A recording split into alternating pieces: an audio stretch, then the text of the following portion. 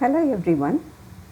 In this session we are going to see how in a patriarchal society there is power imbalance and how this disrupts gender equality within family.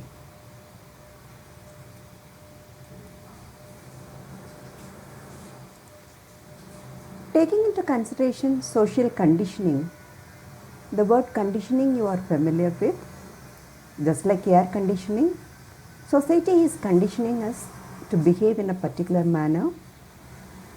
Society is prescribing gender roles for us, and in a patriarchal society, naturally there is male dominance. Men are given higher status, greater power, more rights, privileges, and opportunities. They are believed to carry on the family name, so they are allowed to inherit property and take decisions. On the other hand, women are considered a liability.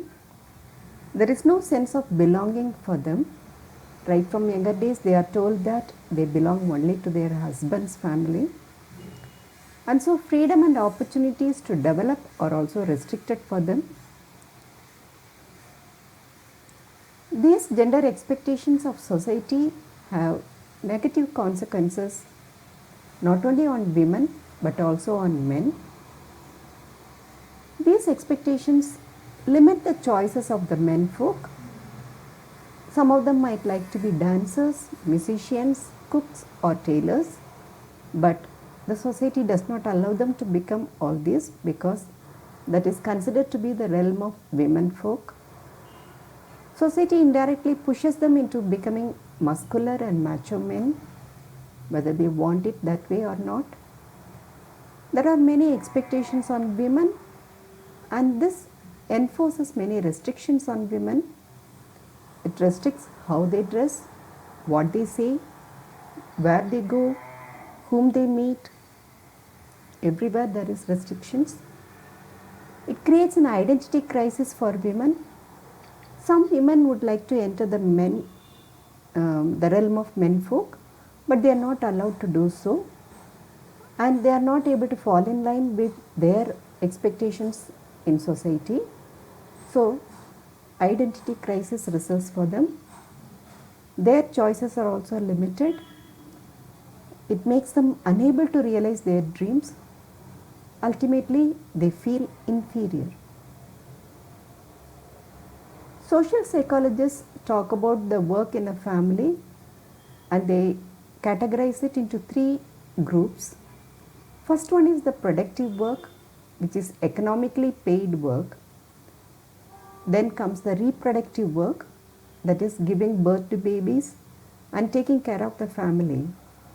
And third is the care work, that is the domestic work like cooking, cleaning, washing, etc. And there is also the nurturing work, which is taking care of children, elderly, and the sick in the family. So, men take up the productive work, which is economically paid work, and women take up the reproductive work and the care work. Sadly, both of them are unpaid and unrecognized work, and so women are made dependent on men folk for monetary benefits. This division of labor based on gender brings in all inequality in the family. This is biologically rooted. Just because they are born male or female, they are assigned these roles, not because they are interested in doing that work or they are capable of doing that work much better. It is merely rooted biologically, and it also varies with culture. So this division of labor does not remain the same all over the world in different cultures. It varies with cultures, society, and historical periods in which we live in. Even within India, in different historical periods, women are treated in very many different ways. But in most of the historical periods, they are treated inferior to men. So this difference brings in gender-based violence. It's a phenomenon that is deeply rooted in gender inequality, and you may think that violence is experienced only by women. It is experienced by both men as well as women, but the majority of the victims are women. And it is one of the most notable human rights violations within all societies. This results in lower self-esteem and feeling of helplessness for the victim. There are very many different forms of domestic violence. Domestic violence can be economic abuse, that is monetarily people can be abused, verbal abuse, using words they can be abused, psychologically, emotionally they can be abused, physically the abuse can be, or sexual abuse also it can be. We'll see one by one. Taking into consideration economic abuse. Economic abuse includes controlling the finances. So you might see in most of the households, the men take care of the finances and they deny access to or knowledge of finances to the women folk.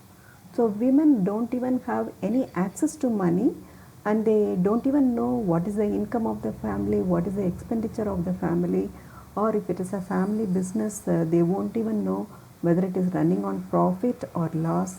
So everything is women are kept in the dark by the men folk. So this is a kind of an economic abuse, and women are also denied means of income. So the women are not permitted to go out for work. So all the time they are dependent on men folk in the family. That's also another form of economic abuse. And taking a partner's money without permission also comes under economic abuse. For example, dowry is the money given by the parents to the girl, but this money is being utilized by the husband and her in-laws without her permission and even without her knowledge.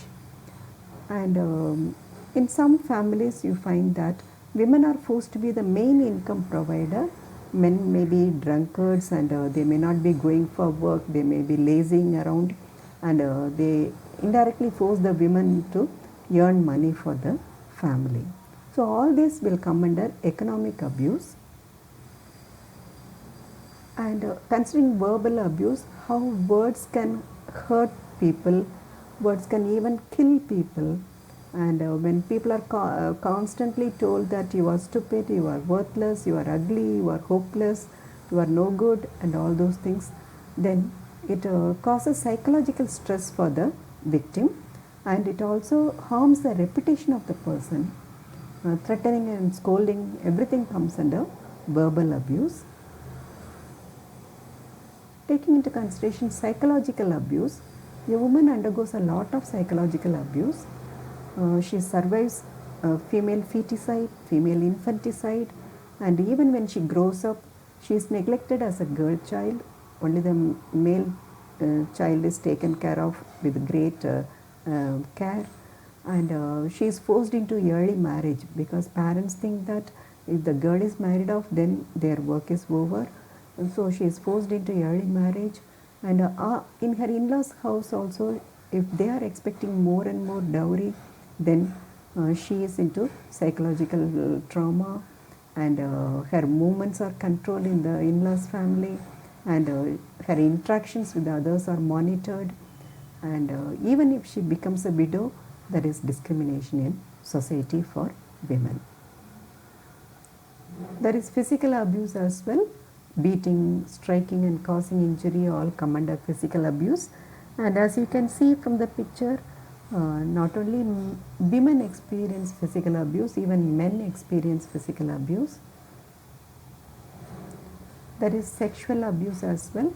Sometimes the man brings a bride to the home in the name of marriage, but afterwards he involves her in sex trade. So this sex trafficking comes under sexual abuse, and most of the houses men folk are in control of reproductive power.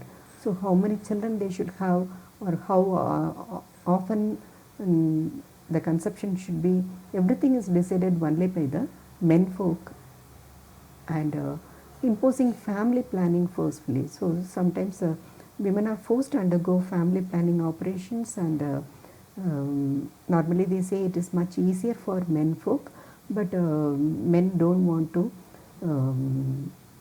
undergo that. They just force the women to undergo the operation, and if child marriage happens and early pregnancy results, then it leads to higher maternal and newborn mortality. So women undergo all these abuses. So in this session we have seen how in a patriarchal society there is power imbalance within the society, within the family, and how gender inequality leads to gender-based violence, and what are all the different types of abuse that can happen within family.